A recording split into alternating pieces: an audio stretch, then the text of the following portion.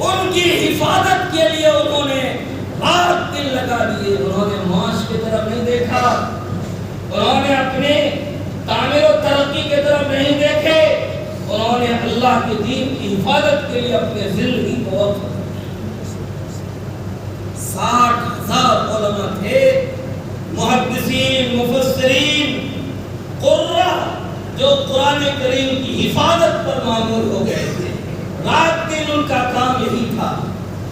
تو اللہ تعالیٰ نے فرمایا اِنَّا نَحْنُ نَزَّلْنَا الذِّكْرَ وَإِنَّا لَهُ لَحَافِظُونَ. ہم نے قرآن کو نازل کیا ہے, ہمیں اس کی حفاظت کریں گے. حفاظت کس کے ذریعے سے کروایا؟ انسانوں کے ذریعے سے. ایک طریقہ تو یہ رائج ہوا کہ اللہ نے امت مسلمہ میں ایک اتنی بڑی تعداد تیار کر دی, 1,000, 2,000, 1,00,000, 2,00,000 نہیں. اگر مسلمانوں کی تعداد پوری دنیا میں 150 کروڑ ہے تو اگر آپ گنتی کر لیں گے, ہم کو امید ہے کہ انشاءاللہ 10 کروڑ مسلمان وہ ہوں گے جس کے سینے میں قرآن کی پارے محفوظ ہے. حفاظت سینے میں محفوظ ہے. سینے سے نہ تم چرا سکتے ہو, نہ تم حذف کر سکتے ہو, نہ تم مٹا سکتے ہو.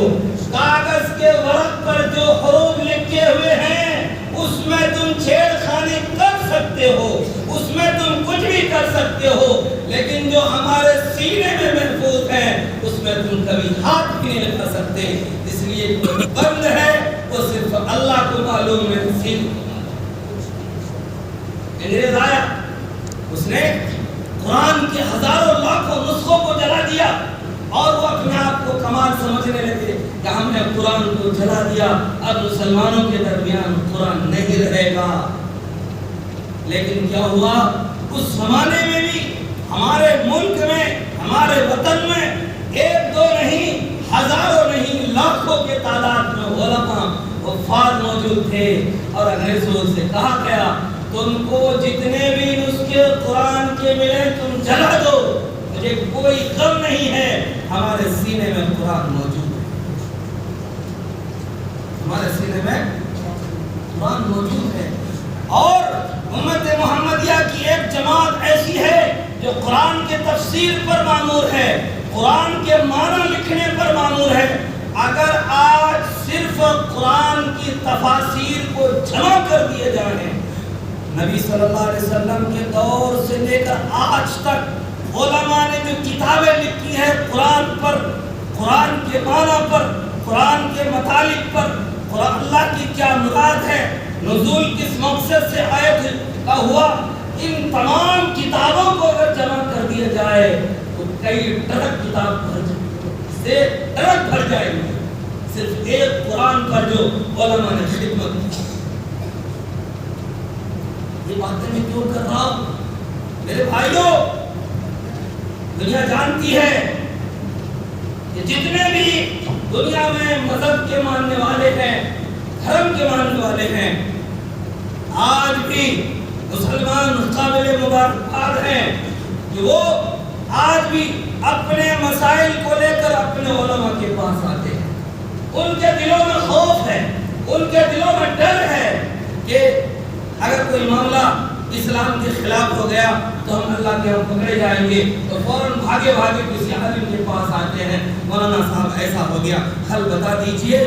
تو غیروں کو کھٹک رہا ہے کہ کیا بات ہے کہ آج بھی اس ترقی یافتہ دور میں, آج بھی مادیت پرستی کے دور میں, آج بھی سائنس اور ٹیکنالوجی کے دور میں مسلمان اپنی شریعت کو چھوڑنے کے لیے تیار نہیں ہے, اپنے اسلام پر عمل کرنے سے 1 انچ پیچھے ہٹنے کو تیار نہیں ہے.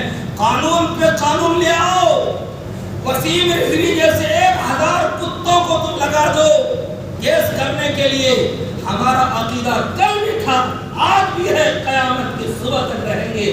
قرآن کے 26 آیت تو بہت دور کی بات ہے, ایک حرف سے بھی ہم سمجھوتا نہ کیا ہم نے, نہ کریں گے. اس کے لیے چاہے جان سے قربانی دینی پڑے. وسیم رضوی جیسے 1000 کتے ہمارے ملک میں تیار ہو جائیں, پھر بھی ہماری شریعت کو آنچ نہیں جائے گی انشاءاللہ. کہ شریعت کے ایک دو نہیں لاکھوں ثبوت ہیں جو اپنی جان کی بازی لگا سکتے ہیں، جان کی بازی لگا سکتے ہیں۔ ہم ہمیشہ کہتے ہیں ہمیں غیروں سے کبھی نہ شکوہ ہوا، نہ غیروں سے ہمیں کوئی شکایت ہے۔ اگر شکایت ہے تو ہمیں ہمیشہ اپنے مسلمان بھائیوں سے ہے۔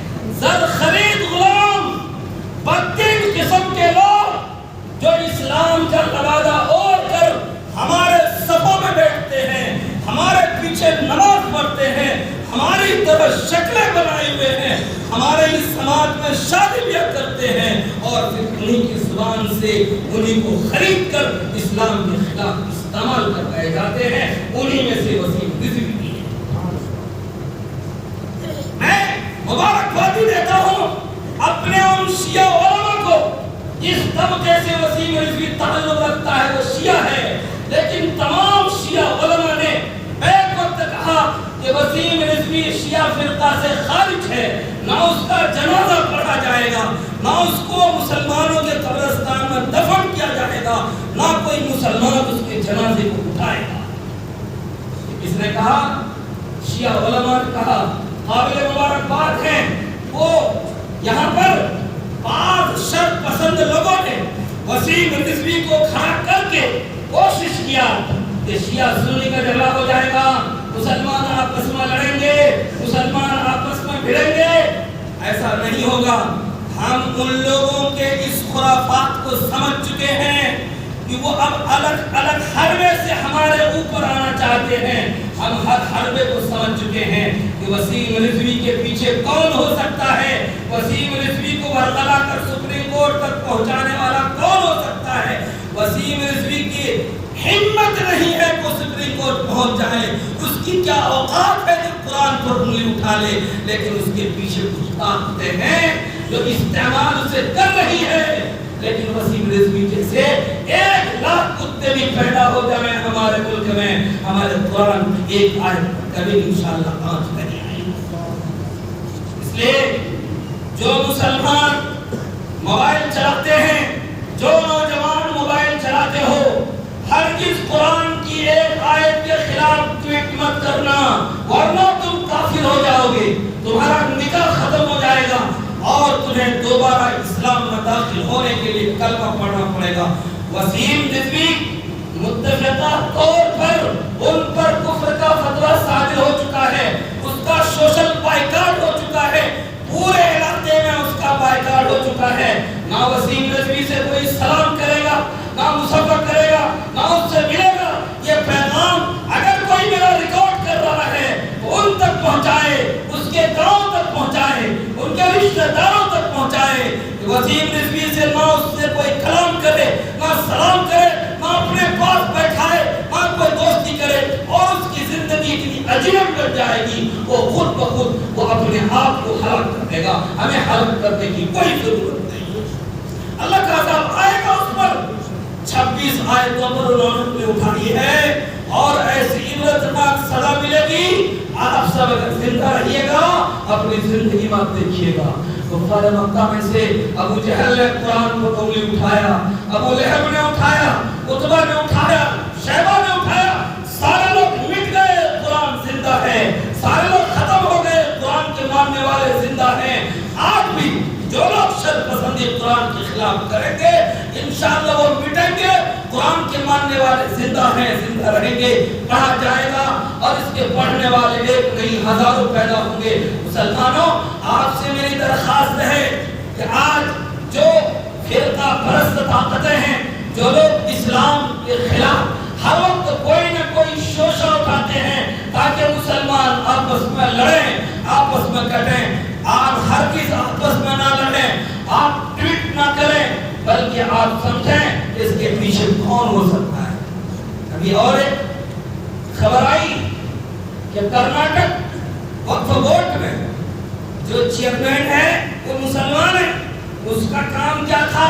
وقف بورڈ کا کام تھا جتنے بھی اوقاف کی املاک ہیں، چاہے وہ زمین ہو، چاہے وہ مکان ہو، مسلمانوں نے جو وقف کیے ہیں ان تمام کی حفاظت کرنا، ان تمام کی دیکھ ریکھ کرنا، لیکن اپنے مقصد سے ہٹ کر कर्नाटक वक्फ बोर्ड के चेयरमैन ने ये हुक्म सादिर किया कि कर्नाटक में फजर की अजान माइक से नहीं होगी, इसलिए कि इसके जरिए से दूसरे को तकलीफ होती है। मैं पूछना चाहता हूँ, कर्नाटक के उस चेयरमैन से ये हक उसको किसने दिया कि शरीयत में मुदाखलत करे, मुसलमानों के हुक्मों में मुदाखलत करे, इस्लाम के हुक्मों में मुदाखलत करे? तुम्हें जिस काम के लिए मामूर किया गया तुम वो काम करो, दूसरे के लुक़्मे पर, हड्डियों पर पल कर तुम अपने आप अपने आखिरत को बर्बाद क्यों कर रहे हो? इसलिए मेरे भाइयों, जो आलिम, जो उलमा आपके ईमान उस वक्त जब आपको मोमिन समझता है और समझने का फतवा देता है, अगर एक मुसलमान शराबी है, जुआरी है, बेनमाजी है, फिर भी वो मुसलमान है, हमारे नजर में काफिर नहीं है। हम उसकी नमाज़े जनाजा पढ़ेंगे, अपने कब्रिस्तान में दफन करेंगे, लेकिन जिस दिन आपकी जुबान से कुरान के खिलाफ, शरीयत के उन शियार के खिलाफ जो अल्लाह ने फर्ज किया है, एक भी वर्ड अगर निकल जाए, यही उलमा आपकी बाइकाट का ऐलान करेगा। बात समझ रहे हैं? तो वसीम रिजवी ने जो कुछ भी किया है, इंशाअल्लाह इसको अपने किए की सजा जरूर मिलेगी, जरूर मिलेगी। कुरान के 26 आयतें, इसकी तफसीर का वक्त नहीं है, उन 26 आयतों का पसे मंजर क्या है, वो आयतें क्यों नाजिल हुई, किनके लिए नाजिल हुई, आपने कैसे समझा कि उन आयतों से दहशतगर्दी फैलती है, उन आयतों से आतंकवादी बढ़ते हैं? आपको ये गुण किसने दिया? आपने कुरान को समझा कैसे? कुरान को समझने के लिए 12 उलूम का पढ़ना जरूरी है। हर आदमी को कुरान की तफसीर करने की इजाजत नहीं है। अगर आप सिर्फ उर्दू पढ़ना जानते हैं, आप ये सोचें मैं कुरान को समझ जाऊंगा, हरगिज़ नहीं समझ सकते। कुरान उर्दू पढ़ने से आपको समझ में नहीं आएगा। कुरान समझने के लिए 12 उलूम आपको पढ़ने पड़ेंगे, तभी जाकर के कुरान आप समझ पाएंगे। और आज तो लोग समझते हैं हम उर्दू पढ़ना चाहते हैं तो कुरान हम समझना चाहते हैं, हम तफसीर भी करेंगे और इसमें अपनी राय भी घुसाएंगे। मेरे भाइयों, आपको इख्तियार नहीं है, आप उलमा से अपने ताल्लुकात को कायम कीजिए। आज गैरों ने यही साजिश की कि मुसलमानों को उलमा से काट दो, और उसमें वो कामयाब हो गए, और हमारे मुसलमानों में से बात नहीं है, बेशुमार मुसलमान हैं जो उलमा से नफरत करते हैं। मेरे भाइयों, गैरों ने यही काम किया आपके साथ कि मुसलमानों की दिलों में, आम मुसलमानों के दिलों में उलमा की इतनी नफरत पैदा कर दो ताकि उसके करीब ये ना जाए, उससे ना अपने दीनी बात पूछे, ना अपनी दुनियावी बात पूछे। जब वो अपने उलमा से कट जाएंगे तो हम उस पर जो भी कुछ ठोक देंगे वो मानने को तैयार हो जाएंगे। आज वसीम रिजवी की गिरफ्त करने वाले आपके उलमा हैं, उन्होंने सबसे पहले बाइकाट का ऐलान किया। उनके घर के जितने भी लोग थे, माँ, भाई, बहन, सारे लोग छोड़ करके अकेले उनको चले गए, उनकी बीवी तक चली गई। अब वो अकेले पड़ा हुआ है, अपने आप को कहता है कि अगर मैं ये जंग हार गया तो मैं सुसाइड कर लूंगा। क्यों कह रहे हो? कल तक तुम बहादुर बने हुए थे, सुप्रीम कोर्ट के दरवाजे पर जाकर तुम दस्तक दे रहे थे कि हम हिंदुस्तान के मुसलमानों को झुका देंगे। तुम झुकोगे, तुम्हें माफी मांगनी पड़ेगी, और माफी ऐसे वैसे नहीं, तुम्हारे साथ तो ऐसे हालात अल्लाह पैदा करेगा कि तुम मजबूर हो जाओगे। इसलिए मेरे भाइयों, आप में से उन नौजवानों से कहता हूँ जो लोग दीन इस्लाम से कम मालूमात रखते हैं, हरगिज़ मोबाइल के जरिए से हिमायत में आपके ट्वीट न जाएं। आप कुरान करीम के हर्फ के बारे में अपनी जुबान न खोलें। इसलिए तो कुरान की एक आयत के बारे में, एक हर्फ के बारे में आपने कहा दिया कि मैं इसको नहीं मानता, इस्लाम से आप खारिज हो जाएंगे, निकाह का खत्म हो जाएगा। आपको फिर इस्लाम में दाखिल होने के लिए ईमान लाना पड़ेगा। ये मुख्तसर सी बात थी, ये पैगाम था। اور جنہوں نے بھی یہ حرکت کی ہے، جن لوگوں نے یہ حرکت کروائی ہے، انشاءاللہ دونوں پر آفت آئے گی، دونوں اللہ کی طرف سے ذلیل ہوں گے، دنیا والے دیکھیں گے، وسیم رضوی پر بھی اللہ کی طرف سے لعنت برسے گی، تمام انسانوں کی طرف سے لعنت برسے گی۔